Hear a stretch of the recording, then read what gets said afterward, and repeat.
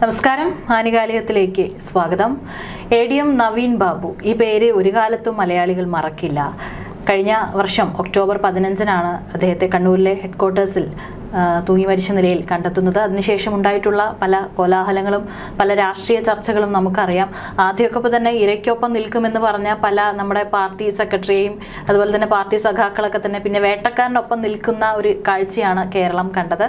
ഇപ്പോൾ അതിനെക്കുറിച്ച് വീണ്ടും ആ ഒരു കേസ് പറയാനുള്ള കാരണം, ഇപ്പോൾ അദ്ദേഹത്തിൻ്റെ കുടുംബം, അദ്ദേഹത്തിൻ്റെ ഭാര്യ ഇപ്പോൾ ഹർജി നൽകിയിരിക്കുകയാണ്. മാനനഷ്ട കേസ് ഫയൽ ചെയ്തിരിക്കുകയാണ്. 65 ലക്ഷത്തോളം രൂപ ഈ പറയുന്ന PP ദിവ്യയും പ്രശാന്തൻ എന്ന് പറയുന്ന വ്യക്തിയും കൂടെ നൽകണം എന്ന് പറഞ്ഞുകൊണ്ട് ഇപ്പോൾ ഹർജി നൽകിയിരിക്കുകയാണ്. തീർച്ചയായിട്ടും 65 ലക്ഷം രൂപയല്ല കിട്ടേണ്ടുന്നത്. ഒരുപക്ഷെ PP ദിവ്യയുടെ പോസ്റ്റ്, കഴിഞ്ഞ ഒരു പോസ്റ്റ് ഉണ്ടായിരുന്നു, അത് കണ്ടായിരുന്നു കൃഷ്ണേന്ദു? പോസ്റ്റ് ഇടുന്നുണ്ട് എന്തായാലും. അതെ, നേരത്തെ വാരി പോസ്റ്റ് ഇടണം. 159K ഫോളോവേഴ്സ് ആണോ ഉള്ളത്. അപ്പൊ നിരത്തി വാരി പോസ്റ്റ് ഇടും. 159K ഫോളോവേഴ്സ് ആണുള്ളത്. അപ്പൊ PP ദിവ്യ ഇത്രയും ഫോളോവേഴ്സ് വന്നത് തന്നെ എനിക്ക് തോന്നുന്നു നവീൻ ബാബുവിന്റെ മരണവുമായി ബന്ധപ്പെട്ട് അത് PP ദിവ്യയോടുള്ള ആരാധന മൂത്ത് വന്നതല്ല. ഇവർ എന്ത് പോസ്റ്റ് ഇടുന്നോ അതിന്റെ താഴെ എത്രമാത്രം തെറി പറയാമോ അത്രമാത്രം തെറി പറയാനാണെന്ന് തോന്നുന്നു ഈ ഫോളോവേഴ്സ് കാത്തിരിക്കുന്നത്. ഇപ്പം ഒക്ടോബർ 27 മുതൽ നവംബർ 2 വരെ വിജിലൻസിന്റെ ബോധവൽക്കരണ വാരം ആഘോഷിക്കുകയാണ്. ഇതുമായി ബന്ധപ്പെട്ട് നമ്മുടെ നടി മഞ്ജു വാര്യർ ഒരു വീഡിയോ ചെയ്തിരുന്നു. ആ വീഡിയോ ഷെയർ ചെയ്തിട്ടുകൊണ്ടാണ് ഇപ്പോൾ നിലവിലൊരു പോസ്റ്റ് ഇട്ടിരിക്കുന്നത്. അത് ഈ പറയുന്ന 65 ലക്ഷം രൂപ മാനനഷ്ട ഹർജി ഫയൽ ചെയ്യാൻ വേണ്ടിയിട്ട് ഫയൽ ചെയ്ത ഈ ഫാമിലി ഫയൽ ചെയ്തതിന്, അതായത് ഇന്നലെയാണ് ഈ പോസ്റ്റ് വന്നിരിക്കുന്നത്. അഴിമതി അവകാശമാക്കാൻ ശ്രമിക്കുന്നവരും അഴിമതിക്കാരെ വിശുദ്ധരാക്കാൻ അധ്വാനിക്കുന്നവരും ഉള്ളപ്പോൾ എങ്ങനെ പ്രതികരിക്കാനാണ്? ഉദ്യമത്തിന് ആശംസകൾ. എനിക്കങ്ങ് ഇത് കണ്ടപ്പം സത്യം പറഞ്ഞ ഇതിന് താഴെയുള്ള കമൻറ്റുകളാണ് എനിക്ക് രസകരമായിട്ട് തോന്നിയത്. എന്തൊക്കെ പോസ്റ്റ് ഇട്ടാലും PP കൊലയാളി തന്നെ, എണിച്ചു പോത്തള്ളേ, ജയിലിൽ കിടന്ന് മതിയായില്ലേ, നിന്റെ പൊളിറ്റിക്കൽ ലൈഫ് തീർന്നു, ഇനി ഏത് ഇലക്ഷൻ നിന്നാലും AKG സെൻറ്ററിലെ പോപ്പ് വിശുദ്ധയായി പ്രഖ്യാപിച്ചു എന്ന് വേണ്ട തെറിയുടെ അഭിഷേകം. ഇതൊന്നുമില്ല, ഞാൻ നോർമൽ കാര്യങ്ങളാണ് ഇതിൽ പറയുന്നത്. മറ്റേ തെറിയുടെ അഭിഷേകമാണ്. ഇവരുടെ കമൻറ്റ് ബോക്സ് നോക്കിയാൽ അറിയാം ജനം ഏത് രീതിയിലാണ് ഇവരെ കാണുന്നതെന്ന്. ഒരു പാവപ്പെട്ട മനുഷ്യന്റെ ജീവൻ എടുത്തിട്ടും ഇദ്ദേഹത്തെ ഉന്നം വെച്ചുള്ള ഇവരുടെ പോസ്റ്റുകൾ കണ്ടാൽ തന്നെ അറിയാം ഇവരുടെ മാനസികാവസ്ഥ. അതാണ്, ആ ഒരു കമന്റ് വെച്ചാണ് എനിക്കും പറയാനുള്ളത്. അതായത് ഒരു മനുഷ്യൻ മരണപ്പെട്ടു, ആരുടെ വാക്കുകളുണ്ട്? ഈ സ്ത്രീ പബ്ലിക്കായിട്ട് ഒരു വ്യക്തിയെ വ്യക്തിഹത്യ ചെയ്തുകൊണ്ട് അത് സഹിക്കാൻ മേലാഞ്ഞ് ആ റിട്ടയർമെൻറ്റ് ലൈഫിൽ അവസാനത്തെ ദിവസത്തിൽ പോലും ശ്വാസം കിട്ടാതെ ഒരു പക്ഷേ സ്വന്തം ആത്മഹത്യയിലേക്ക് നയിച്ച അദ്ദേഹം മരണപ്പെട്ടു. അദ്ദേഹത്തിൻ്റെ കുടുംബത്തിനും 2 പെൺകുട്ടികൾക്ക് പോലും ഒരു ശാന്തി കൊടുക്കാതെ ഇങ്ങനെ പീഡിപ്പിക്കുകയാണ്. അദ്ദേഹം മരണപ്പെട്ട ആത്മാവിന് പോലും ശാന്തി കിട്ടരുത്. അപ്പം അത്രമാത്രം PP ദിവ്യയോട് നവീൻ ബാബു എന്താണ് ചെയ്തത്? എന്ത് കുറ്റമാണ് ചെയ്തതെന്നുള്ളതാണ് ഇപ്പോൾ ചിന്തിക്കേണ്ടിയിരിക്കുന്നത്. കാരണം അത്രമാത്രം ഒരാളെ, ആ കുടുംബത്തിനെ, മരണപ്പെട്ടിട്ട് പോലും തളർന്നിരിക്കുന്ന ആ കുടുംബത്തിനെ ആക്രമിക്കാൻ PP ദിവ്യ എന്ന് പറയുന്ന CPM നേതാവിനെ പറ്റത്തുള്ളൂ. വേറെ ഒരു നേതാക്കന്മാർക്കും പറ്റത്തില്ല. കാരണം 51 വെട്ട് നമ്മുടെ മുമ്പിലൊക്കെ ഇങ്ങനെയുണ്ട്. ഇങ്ങനെയുള്ള നേതാക്കന്മാർക്ക് 51 വെട്ടാൻ പറ്റൂ.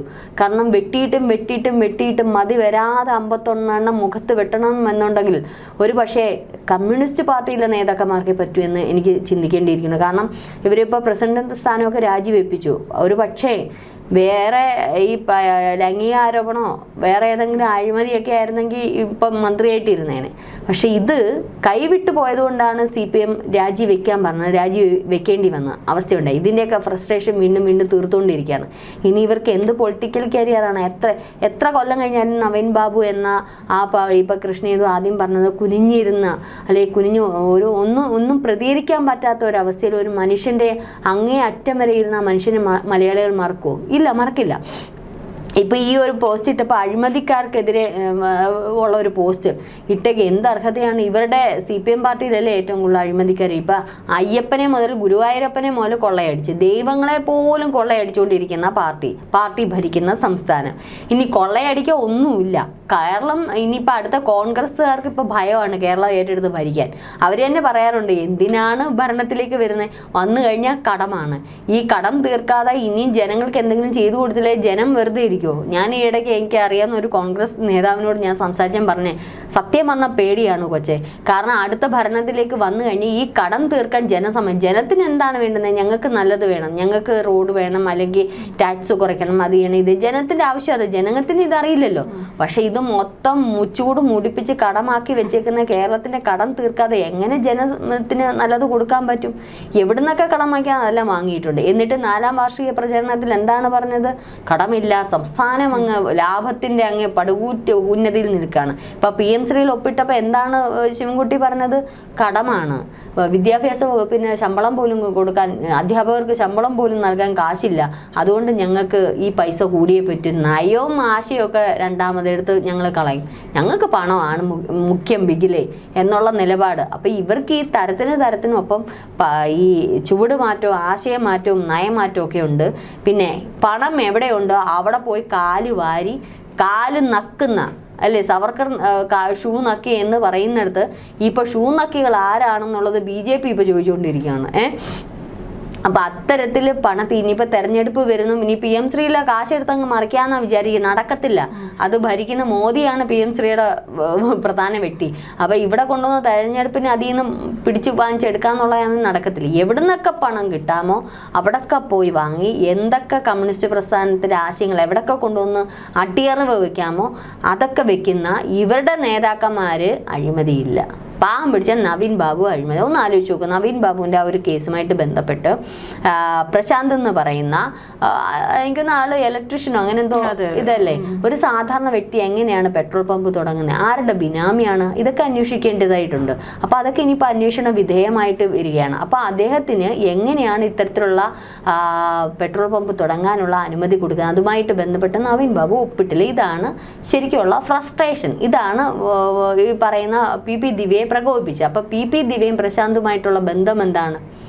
എന്ത് തരത്തിലുള്ള ബന്ധം? പ്രശാന്ത് പറയുന്ന CM-ന്റെ ഓഫീസിൽ വരെ നവീൻ ബാബുവിനെതിരെ പരാതി പറഞ്ഞു വന്നു. CM-ന്റെ ഓഫീസിൽ നിന്ന് എന്താ പറഞ്ഞിട്ടില്ലെന്നല്ലേ പറയാം. അങ്ങനെ ഒരു പരാതി ഇവിടെ കിട്ടിയിട്ടില്ലെന്നാണ് പറഞ്ഞത്. അപ്പം മുഖ്യമന്ത്രി, അതായത് PP ദിവ്യയുടെ ഈ പറയുന്ന സ്വന്തം നേതാക്കന്മാർ, സ്വന്തം CM തന്നെയാണ് പറഞ്ഞേക്കുന്നത്, ഞങ്ങൾക്ക് ഇവിടെ പരാതി കിട്ടിയിട്ടില്ലെന്ന്. ഇനി പോട്ടെ, ഇത്രയും തൻ്റെ ഇടവും ഇതുമുള്ള PP ദിവ്യയോ പ്രശാന്തോ ഒക്കെ എന്തുകൊണ്ടാണ് ഒരു വിജിലൻസ് അന്വേഷണത്തിന് വിജിലൻസിന് ഒറ്റുകൊടുത്താൽ പോരായിരുന്നു? നവീൻ ബാബുവിനെ കയ്യോടെ പൊക്കത്തില്ലായിരുന്നു. പ്രശാന്ത് അങ്ങോട്ട് കൊടുക്കുന്ന സമയത്ത് വിജിലൻസ് വന്ന് കയ്യോടെ പൊക്കത്തില്ല. എന്തുകൊണ്ടാണ് കൊടുക്കാഞ്ഞത്? അപ്പോൾ വിജിലൻസ് ഇപ്പോൾ എന്താണ് ഇപ്പോൾ പറഞ്ഞിരിക്കുന്ന ലാൻഡ് റവന്യൂ റിപ്പോർട്ടും വിജിലൻസ് റിപ്പോർട്ടും പറഞ്ഞിരിക്കുന്ന കളങ്കരഹിതമായിട്ടുള്ള ഒരു ഉദ്യോഗസ്ഥൻ തന്നെയാണ് നവീൻ ബാബു എന്നാണ്. ഇപ്പോൾ റിപ്പോർട്ട് പോയിട്ടുണ്ട് ഹൈക്കോടതിയിൽ. ഇനി വരാം ഇല്ല മൂക്കൊണ്ട് ഇച്ഛ എണ്ണ PP ദിവ്യ വരയ്ക്കും ഉറപ്പാണ്. കാരണം കൃത്യമായിട്ടുള്ള വിജിലൻസ് റിപ്പോർട്ടും ലാൻഡ് റവന്യൂ റിപ്പോർട്ടും പോയേക്കുന്ന കൈമടക്ക് വാങ്ങിക്കാത്ത അഴിമതി രഹിതനായിട്ടുള്ള ഒരു ഉദ്യോഗസ്ഥനെന്നാണ്. അതായത് നവംബർ 11-ാം തീയതി പ്രശാന്തും PP ദിവ്യ ഹാജരാണ്. ഇതിനിടയ്ക്കാണ് ഇനി ഇട്ട് തിരികുന്നത്. ഇതിനിടയ്ക്കാണ് ഈ പോസ്റ്റുകൾ ഇടുന്നത്. ഇതിനകത്ത് വരുന്ന കമൻറ്റുകൾ എങ്ങനെയൊക്കെ പോസ്റ്റ് ചെയ്താലും തള്ളയ്ക്ക് തെറിയാണല്ലോ എന്ന് ഒരാൾ ഇട്ടേക്കാണ്. ഇങ്ങനെയൊക്കെ പോസ്റ്റ് ഇട്ട് ജനങ്ങളുടെ തെറിയും ബ്രാക്കും വാങ്ങിച്ചു കൂട്ടാനും വേണം ഒരു കഴിവ്. ഇവിടെയൊന്നും ഒരു ജനപ്രതിനിധിയായിട്ട് ജനങ്ങൾ തിരഞ്ഞെടുക്കരുത്. ഒരു പെട്രോൾ പമ്പ് കമ്മി, ഒരു എന്തോ അങ്ങനെ എന്ന് വേണ്ട. ഇതിലെ ഒരു നല്ല കമൻറ്റ്, നാവ് കൊണ്ടുവരുത്തനെ കൊന്ന കുറ്റകൃത്യത്തിന് എന്ത് പേര് വിളിക്കണം, എന്തൊക്കെയാണെന്നറിയാമോ? നഷ്ടപരിഹാരം ഇപ്പോൾ 65 ലക്ഷം രൂപ നവീൻ ബാബുവിൻ്റെ കുടുംബം പത്തനംതിട്ട സബ് കോടതിയിലാണ് ഹർജി നൽകിയിരിക്കുന്നത്. അപ്പോൾ 65 ലക്ഷം രൂപ പോരാ, ഇതിൽ കൂടുതൽ വാങ്ങിക്കേണ്ടിയിരിക്കുന്നു. കാരണം ഒരു ജീവന് തുല്യം ഒന്നും നമുക്ക് വിലയിടാൻ പറ്റത്തില്ല. പക്ഷെ എന്നാലും മാനനഷ്ടത്തിന് അവർക്ക് കൊടുക്കേണ്ടിയിരിക്കുന്നു. ആ പെൺകുട്ടികളുടെ അല്ലെങ്കിൽ ആ സ്ത്രീക്ക്, ആ ഭാര്യയ്ക്ക് ഇനി എന്താണ് ജീവിതം ഉള്ളത്? ഒരച്ഛനെ നഷ്ടപ്പെട്ട മക്കൾ, ഒന്ന് ആലോചിച്ച് നോക്കൂ. നഷ്ടങ്ങളുടെ പേരിന് ഇത് ഞാൻ പറയുന്ന PP ദിവ്യയോട് എനിക്ക് പറയാനുള്ളത്, ഇവർ പുറമേ പറയണ്ട, തെറ്റുകാരി എന്ന് പറയണ്ട, പക്ഷേ ഉള്ളിൽ സ്വന്തം മകളെ കാണുമ്പോഴെങ്കിലും, അല്ലേ, കുടുംബത്തോട് ഇരിക്കുമ്പോഴെങ്കിലും ഉള്ളിൽ ഒരു പശ്ചാത്താപം എന്ന് പറയുന്ന ഒരു സംഗതി, ഒരു മനസാക്ഷി ഉണ്ടല്ലോ. ഞാൻ കാരണം ഒരു ജീവൻ പൊലിഞ്ഞല്ലോ, ഇനി ഈ പറയുന്നോണം ആരോപിക്കുന്ന വ്യക്തി അഴിമതിക്കാരനാണ് എന്ന് ബോധം അങ്ങ് പി ദിവ്യയ്ക്ക് ഇരിക്കട്ടെ, എന്ത് തന്നെ ആയിക്കോട്ടെ. പക്ഷെ ഒരാളെ കൊല്ലാനുള്ള വാക്കുകൾ ഉച്ചരിക്കാൻ അല്ലെങ്കിൽ ആ കൊല്ലാനുള്ള സിറ്റുവേഷനിലേക്ക് നയിച്ചത് ഞാനാണല്ലോ എന്നൊരു മനസാക്ഷി കുത്തു വേണ്ടേ? ഇതുപോലും ഇല്ലാത്തത് അത് CPM നേതാക്കന്മാർക്കേ കാണൂ എന്നുള്ളത് ഒന്ന് ഊട്ടി ഉറപ്പിക്കുന്ന അടിവരയിടുന്ന നേതാവാണ് ഇപ്പോൾ പി ദിവ്യ.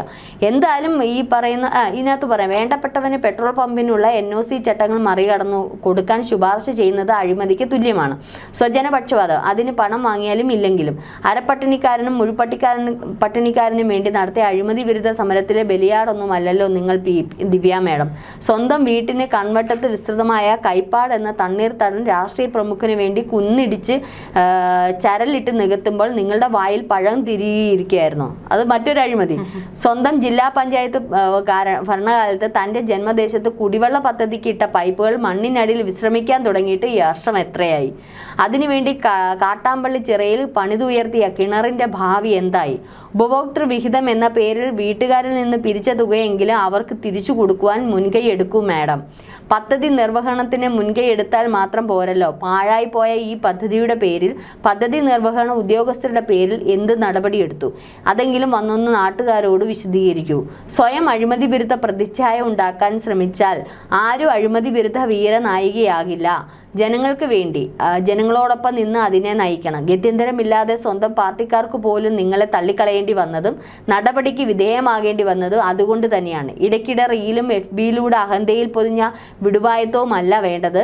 അടങ്ങിയിരുന്ന അല്പം സ്വയം വിമർശനവും കുറ്റബോധവുമാണ്. CPMലെ ദിവ്യ സഹായ സമര സമിതിക്കാരെങ്കിലും അവരെ അതിന് ഉപദേശിക്കുന്ന നന്നായിട്ട് മറുപടി കൊടുത്തോളും. അയൽക്കാരും എല്ലാവരും തന്നെയാണ് കൃത്യമായിട്ടുള്ള അവിടെ നടക്കുന്ന അഴിമതി. അപ്പൊ ഈ അഴിമതി വിരുദ്ധ ഝാൻസി റാണി എന്നൊക്കെ പറഞ്ഞുകൊണ്ട് വരാൻ എന്താണ് ഇവർക്ക് യോഗ്യത? ഇഷ്ടംപോലെ ഇവരെ പറ്റി ഇഷ്ടംപോലെ അഴിമതി. അവരാണ് പറയുന്ന അഴിമതി നവീൻ ബാബുവിനെതിരെ ചൂണ്ടിയത്. അപ്പൊ ഇവർക്കില്ല പെട്രോൾ പമ്പ് സ്വന്തം പ്രിയപ്പെട്ട ആൾക്ക് കൊടുക്കാതിരുന്നതിന്റെ ഫ്രസ്ട്രേഷൻ ആ പാവം പിടിച്ച മനുഷ്യനോട് തീർത്ത്. ഒന്ന് ആലോചിച്ച് നോക്കൂ. ഇവർക്ക് വിജിലൻസ് ഇവരുടെ ഭരണത്തിൽ കൈയിരിക്കുമ്പോൾ വിജിലൻസിന്റെ അടുത്ത് ഒന്ന് ഫോൺ ചെയ്ത് പറഞ്ഞ പോരെ? നവീൻ ബാബുവിനെ തൂക്കിയെടുക്കത്തില്ലേ? ഇനി ഇവർക്ക് നിയമയുദ്ധം ചെയ്യാലോ. ഇതൊക്കെ ഇതിന്റെ നടപടികളായിരുന്നു എങ്കിൽ ഒരുപക്ഷെ അന്ന് അഴിമതി കണ്ടുപിടിച്ചിരുന്നു എങ്കിൽ ഒരുപക്ഷെ ഇവരെ ഇത്രത്തോളം ക്രൂശിക്കത്തില്ലായിരുന്നു. പക്ഷെ അദ്ദേഹം അഴിമതി ചെയ്യാത്തത് കൊണ്ടാണ് ഒരുപക്ഷെ അദ്ദേഹത്തിന് ജീവിതം അവസാനിപ്പിക്കണമെന്ന് തോന്നിയത്. അഴിമതി നടത്തുന്ന ഒരു വ്യക്തിക്ക് മനസ്സ് ഭയങ്കര കട്ടിയായിരിക്കും. ആ ആൾക്ക് ജീവിക്കാൻ വേണ്ടിയിട്ടാണല്ലോ ഈ അഴിമതി നടത്തുക. അപ്പൊ ജീവിക്കാൻ ത്വരയുള്ള വ്യക്തികൾ ഈ പണം വാങ്ങി കൂട്ടുമ്പോൾ അവർക്ക് ഇനി ആരെന്ത് പറഞ്ഞാൽ പുല്ലുവല്ല പോടേ എന്ന് പറഞ്ഞിട്ട് ഞാൻ റിട്ടയറായി, എൻ്റെ ഇത് നോക്കി ഞാൻ പോവാണെന്ന് പറഞ്ഞിട്ട് പോയി ജീവിച്ചേനെ. പക്ഷെ ഇത് അദ്ദേഹത്തിന് ഇത്രയും സത്യസന്ധനായിട്ടുള്ള ഒരു വ്യക്തിക്ക് അദ്ദേഹം ഒരുപാട് പേർക്ക് നല്ല കാര്യങ്ങൾ ചെയ്തിട്ട് പലരും അന്ന് മാധ്യമങ്ങളിലൂടെ പറഞ്ഞായിരുന്നു. അപ്പൊ അത്തരത്തിലുള്ള ഒരു വ്യക്തിയെ പബ്ലിക്കായിട്ട് അന്ന് അവിടുത്തെ സംസ്കാര അതെ അത്തരത്തിലുള്ള ഒരു വ്യക്തിയെ ഇത്തരം വ്യക്തിഹത്യ ചെയ്ത് ജനങ്ങളുടെ മുമ്പിൽ കുറച്ച് അത് അവസാന നിമിഷം, അതായത് ആ ഒരു ഔദ്യോഗിക പദവിയിൽ ഇത്രയോ വർഷങ്ങൾ ഇരുന്നിട്ട് അവസാനം അദ്ദേഹത്തിന് കിട്ടിയ ഒരു കളങ്കം, അല്ലെങ്കിൽ താൻ അഴിമതിക്കാരനാണെന്ന് സ്വന്തം സഹപ്രവർത്തകരുടെ മുമ്പിൽ ഇരുന്ന് ഒരുപക്ഷെ പറഞ്ഞിട്ട് അത് പോസ്റ്റ് ചെയ്യുന്ന ഒരു ഈ CPM നേതാവ്, ഇവരെ CPM നേതാവ് എന്നൊന്നും വിളിച്ചാൽ പോരാ. അപ്പൊ അത് ആ മനുഷ്യനെ താങ്ങുന്നതിലും അപ്പുറമായിരുന്നു. ഒന്ന് ആലോചിച്ച് നോക്കൂ. കുടുംബമുണ്ട്, കുട്ടികളുണ്ട്, എങ്ങനെ മനുഷ്യരുടെ മുഖത്ത് നോക്കും? അങ്ങനെ പോയി ആത്മഹത്യ ചെയ്തിട്ടും വിടാതെ പിന്തുടരുന്ന ഇവരെ എന്താണ് പറയുന്നത്? കൊല വിളിച്ചിട്ടും പിന്നെ ആ കുടുംബത്തിനും ഈ മരിച്ച വ്യക്തിക്കും ഇഞ്ചിഞ്ചായിട്ട് ഇങ്ങനെ ഓരോ ഡോസും കൊടുക്കുന്ന ഇവരെ എന്താണ് ചെയ്യേണ്ടുന്നത്? സത്യം പറഞ്ഞാൽ ഇവർക്കെതിരെ നല്ല രീതിയിൽ കേസെടുക്കണം. ഇനിയിപ്പം കോടതി ഏത് രീതിയിലാണ് എടുക്കുന്നതെന്നുള്ള അറിയില്ല. ഈ പറയുന്ന ഇവർ 60 വിദേശയാത്രകളും കണ്ട് നടത്തിയിട്ടുണ്ട്. അപ്പം ഇതിനെവിടുന്നാണ് ഒരു പഞ്ചായത്ത് പ്രസിഡന്റായ ഇവർക്ക് എങ്ങനെയാണ് വിദേശയാത്രകൾ നടത്താനുള്ള അനുമതി കൊടുക്കുന്നത്? എങ്ങനെയാണ് ഇവർക്ക് പണം കിട്ടുന്നത്? ഇതിനൊക്കെയുള്ള അപ്പം ഇവരെ പറ്റി അന്വേഷിക്കണം. ഇവർക്കുടെ പേരിൽ അഴിമതി ഉണ്ടോ എന്നുള്ളത് ബൂമറാങ് പോലെ തിരിച്ച് അന്വേഷിക്കുക. ആരെങ്കിലും പരാതി കൊടുക്കണം, അതാണ് വേണ്ടുന്നത്. കാരണം ഈ CPM നേതാക്കൾ ആരടുത്ത് പോയാലും ഒരു അഴിമതി കാണാം. ഏത് നേതാക്കളുടെ അടുത്ത് പോയാലും ഒരു അഴിമതി നമുക്ക് കാണാം. അപ്പോൾ ഇത്തരത്തിൽ ഇവരുടെ പേരിലാണ് ഒരു അഴിമതിയുടെ പേരിൽ ഒരു അന്വേഷണം ഏർപ്പെടുത്തുന്നുണ്ട്. കാരണം ഞാൻ ഇതിപ്പോൾ ഇങ്ങനെ സ്ക്രോൾ ചെയ്യുമ്പോഴും നിനക്കിനി മതിയായിട്ടില്ലേ എന്നൊക്കെ ചോദിച്ചുകൊണ്ട് നിരവധി കാര്യങ്ങളാണ് ഇതിനകത്ത് വരുന്നത്. ചേല ചുറ്റിയ കൊലയാളി അച്ഛനെ കൊന്നപ്പോൾ ജീവിതം ഇരുട്ടിലായി പോയത് ഈ കുഞ്ഞിനാണ്. ഒരു മോളുടെ കാര്യമാണ്, നവീൻ ബാബുവിൻ്റെ മോളുടെ കാര്യമാണ് പറയുന്നത്. അപ്പോൾ ഇത്തരത്തിൽ ഇങ്ങനെ പോസ്റ്റ് ഒരു ഉളുപ്പുമില്ലാണ്ടിട്ട ഇവർക്ക് സത്യം പറഞ്ഞാൽ ഇവരെ എന്താണ് പറയേണ്ടത്? എന്നിട്ട് ഞെളഞ്ഞു നിന്ന് പല റീലുകളും പല കാര്യങ്ങളും ചെയ്യുന്ന ഇവരെ എന്താണ് വിളിക്കേണ്ടത്? ഇവർക്ക് മാനസിക നില തെറ്റിയോ എന്നുള്ളതാണ് ഇപ്പോൾ ചോദ്യം. കാരണം ഒരു മനസാക്ഷി, ഹ്യൂമാനിറ്റി എന്ന് പറയുന്ന ഒരു സംഗതി വേണമല്ലോ. നേതാവൊന്നും വേണ്ട, ഒരു സ്ത്രീ എന്നുള്ള രീതി വേണമല്ലോ. ശരിക്കും പറഞ്ഞാൽ ഇവരെ നമ്മൾ കൂടുതൽ പറഞ്ഞാൽ ഇവരെ തെറി വിളിക്കേണ്ടി വരും. പക്ഷെ നമ്മുടെ ചർച്ചയിൽ നിന്ന് നമ്മൾ വ്യതിചലിച്ചു. ഏതായാലും ഇപ്പോൾ 65 ലക്ഷം രൂപ ആവശ്യപ്പെട്ടുകൊണ്ടാണ് കുടുംബം ഒരു തരത്തിൽ ഇത് പിന്നോട്ട് മാറുന്നില്ല, മുന്നോട്ട് തന്നെ പോകാൻ തന്നെ ഇരിക്കുകയാണ്. നവംബർ 11 പ്രശാന്തും ഈ പറയുന്ന PP ദിവ്യയും ഹാജരാക്കണമെന്ന് കോടതി നിർദ്ദേശിച്ചിട്ടുണ്ട്. ലാൻഡ് റവന്യൂ റിപ്പോർട്ടും വിജിലൻസ് റിപ്പോർട്ടും പറഞ്ഞിരിക്കുന്ന കളങ്കരഹിതനായിട്ടുള്ള ഉദ്യോഗസ്ഥൻ എന്നുള്ള റിപ്പോർട്ട് അവിടെ കൊടുത്തിരിക്കുന്നുണ്ട്. അപ്പോൾ തീർച്ചയായിട്ടും കോടതി CM-ൽ നിന്നും മാത്രമല്ല CM-ന്റെ ഓഫീസിൽ നിന്ന് ഇങ്ങനെ ഒരു പരാതി കിട്ടിയിട്ടില്ല എന്നും പറഞ്ഞു. അപ്പോൾ അങ്ങനെയെങ്കിൽ എവിടെയാണ് പരാതി കൊടുത്തത്, ഏത് തരത്തിലാണ് ദിവ്യ ഇദ്ദേഹത്തിനെ ഇങ്ങനെ വ്യക്തിഹത്യ ചെയ്തത് എന്നുള്ള രീതിയിലൊക്കെയുള്ള അന്വേഷണം കൂടുതൽ ഊർജിതമാക്കാനും അല്ലെങ്കിൽ ഹൈക്കോടതി കൃത്യമായിട്ടുള്ള തെളിവുകൾ കിട്ടിയതുകൊണ്ട് PP ദിവ്യയ്ക്കും പ്രശാന്തിനെതിരെ കൃത്യമായ നടപടിയിലേക്കും വിധിയിലേക്കും വരാനും സാധ്യതയുണ്ട്. അങ്ങനെയാണെങ്കിൽ PP ദിവ്യ ഉൾപ്പെടെ അഴി എണ്ണും എന്നുള്ളതാണ്. കാരണം കുടുംബം ഒരു തരത്തിലും പോകത്തില്ല. കാരണം അവർക്ക് അവരുടെ പ്രിയപ്പെട്ട വ്യക്തിയാണ് നഷ്ടപ്പെട്ടിരിക്കുന്നത്, ഒരു അച്ഛനെയാണ് മകൾക്ക് നഷ്ടപ്പെട്ടിരിക്കുന്നത്. അപ്പോൾ അതുകൊണ്ട് അത്തരത്തിൽ അവർ മുന്നോട്ട് തന്നെ പോകണം. കാരണം മലയാളികൾ എന്നും അവരോടൊപ്പം ഉണ്ട്. നവീൻ ബാബു എന്ന ആ വ്യക്തിക്ക് നീതി കിട്ടണം, ആ ഉദ്യോഗസ്ഥന് നീതി കിട്ടണം.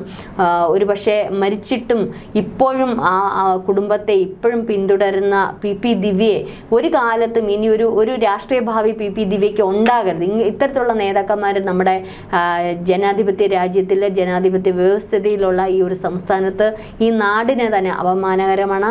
ഇനി ഏത് കാലം കഴിഞ്ഞാലും PP ദിവ്യ എന്ന് പറയുന്ന നേതാവ് CPM-ൽ വീണ്ടും മുളച്ചു പൊന്തുവാണെങ്കിൽ ഇതുപോലെ തന്നെ ജനം പ്രതിഷേധിച്ച് അടിച്ചമർത്തുക തന്നെ വേണം.